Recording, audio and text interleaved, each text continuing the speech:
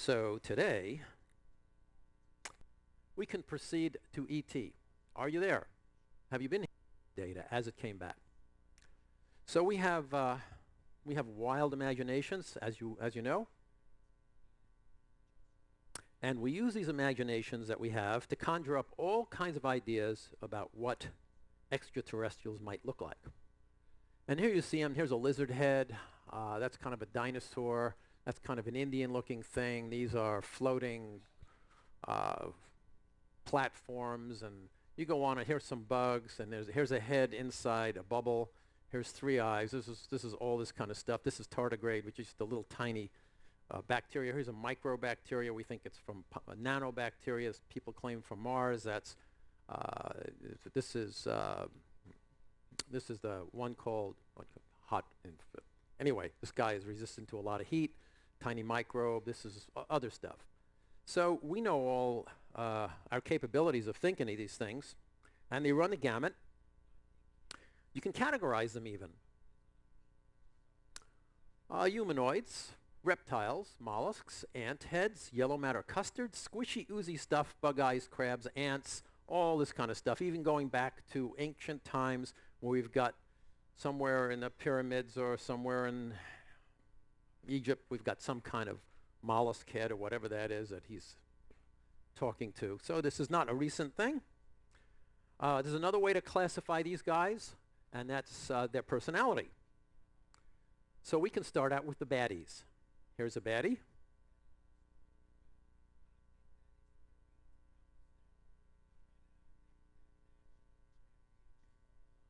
If I can find you, baddie. Here you go.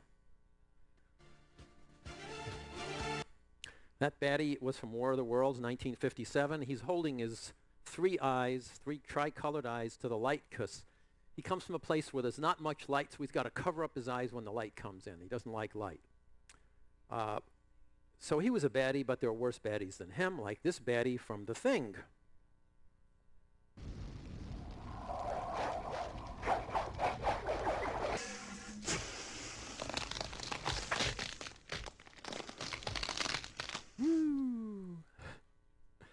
And then you get to the classic baddie of all time. Anybody want to guess what the classic baddie of all time is before I show it? One person? Got it. Woo! Oh my God. Oh God!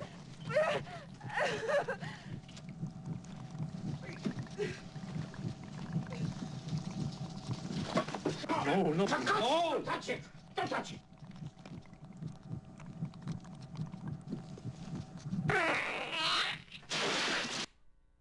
How'd you like to wake up looking at that?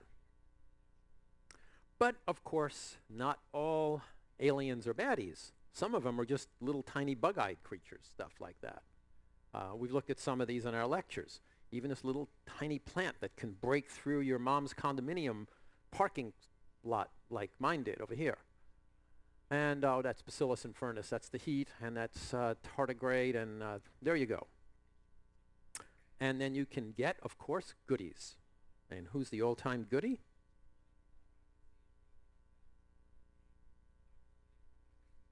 Oh God! Elliot. What? Elliot. I taught him how to talk now. He can talk now. Anybody know who she is? Look what he brought up here all by himself. Elliot. What's he need this stuff for?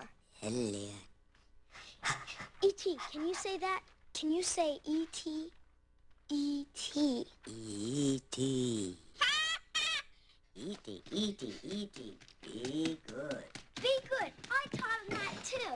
You should give him his dignity. This is the most ridiculous thing I've ever seen. Oh. Phone? He said phone? He said phone? Can't you understand English? He said phone. Home. You're right. That's E.T.'s home.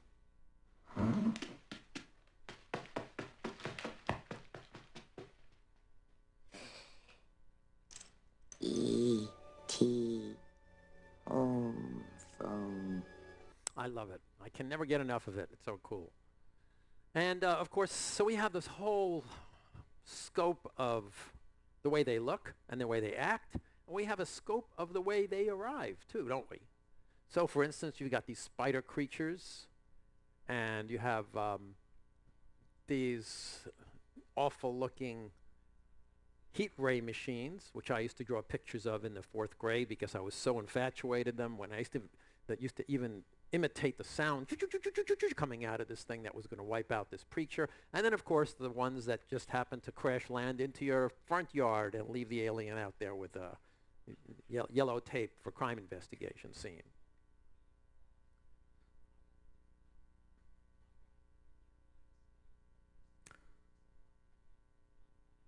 And sometimes they really use their imaginations in Hollywood. This is the flying junk heap in Super 8 a couple of years ago.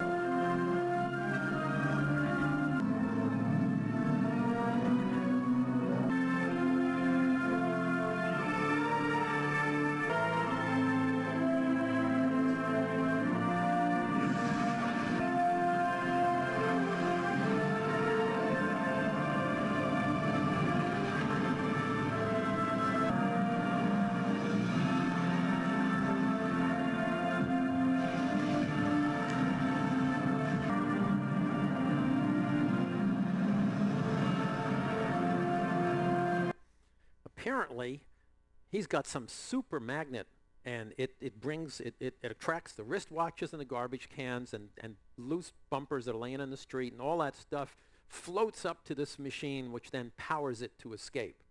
So that's the flying junk heap. And then there are those kind of machines we can't explain, like the one that I saw the other night.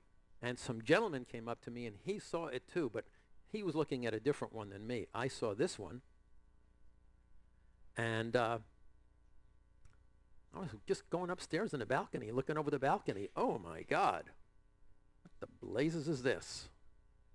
Well, it's just the lights inside reflecting off the window. That's what it is. So you can be fooled.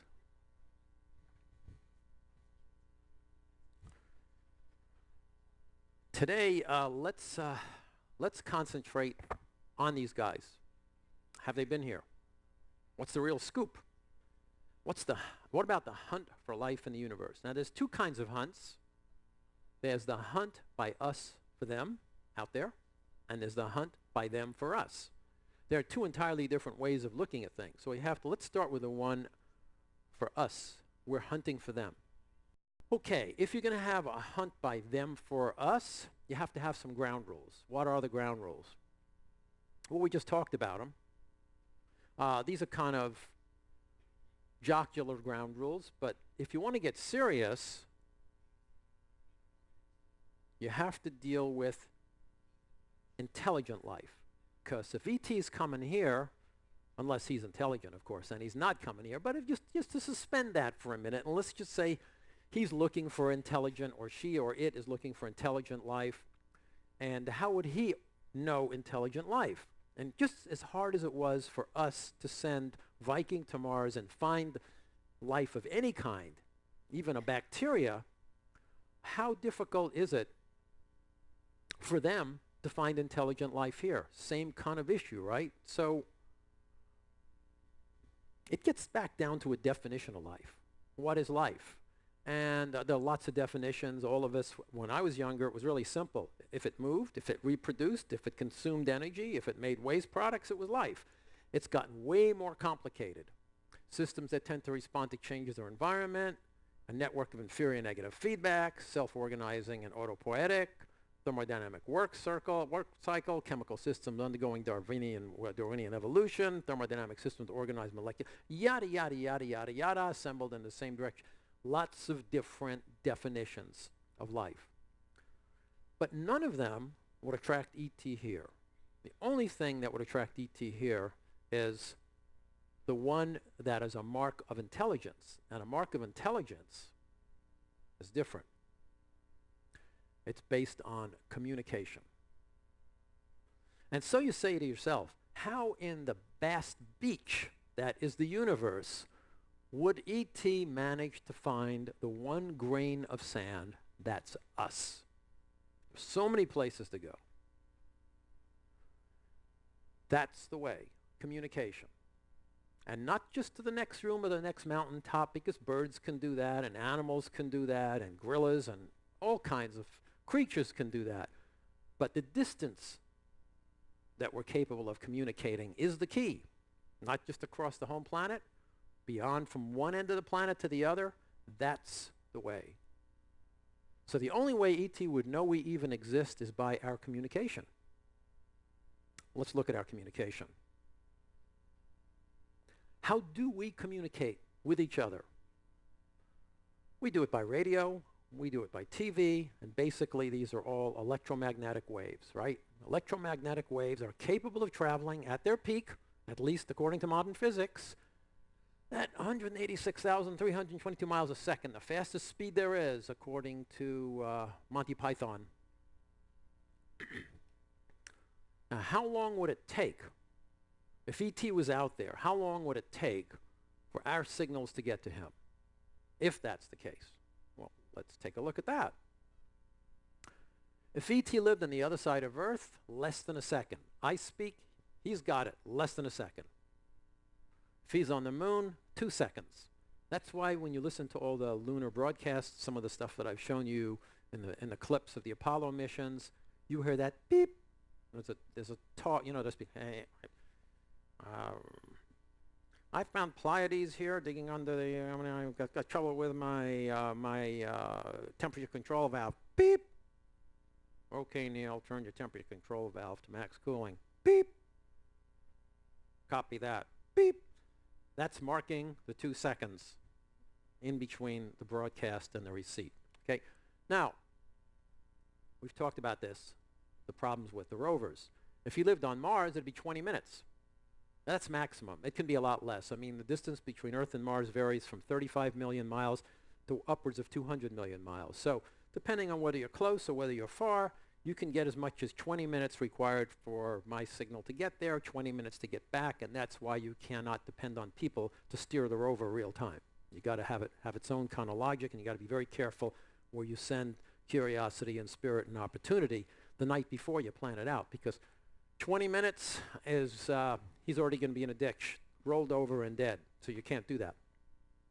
Let's go a little farther, because we've only touched the surface here. Let's supposing you lived on Neptune.